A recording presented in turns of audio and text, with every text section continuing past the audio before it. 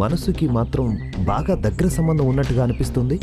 నువ్వు నా ప్రాణాన్ని కాపాడావు కాబట్టి నేను ఈ మాట అనడం లేదు. నా మనస్ఫూర్తిగా నిజమే చెప్తున్నాను. సార్ నేనెవరో మీకు తెలీదు, మీరెవరో నాకు తెలీదు. ఏదో మిమ్మల్ని కాపాడానని మీరు ఇలా సెంటిమెంటల్గా మాట్లాడుతున్నారు.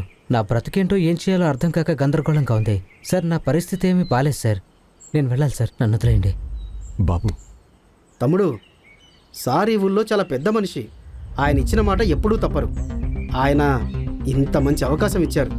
ఆలోచించుకో, నువ్వు విజయవాడ రావడం, ఎక్కడెక్కడో తిరిగి ఎక్కడా దొరికినట్టు నువ్వు ఇక్కడ తినాలనుకోవడం, నీ కళ్ళ ముందే ఇదంతా జరగడం, అన్నింటికీ ఒక కారణం ఉంటుంది తమ్ముడు.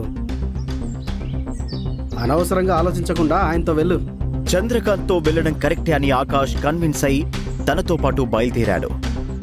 ఈ ప్రశ్నలకు సమాధానాలు తెలుసుకోవాలంటే నెక్స్ట్ ఎపిసోడ్ వినాల్సిందే. క్రింద ఇచ్చిన లింక్ ని క్లిక్ చేసి పాకెట్ ఎఫ్ఎం యాప్ ని ఇన్స్టాల్ చేసుకోండి. Stay tune to pocket FM.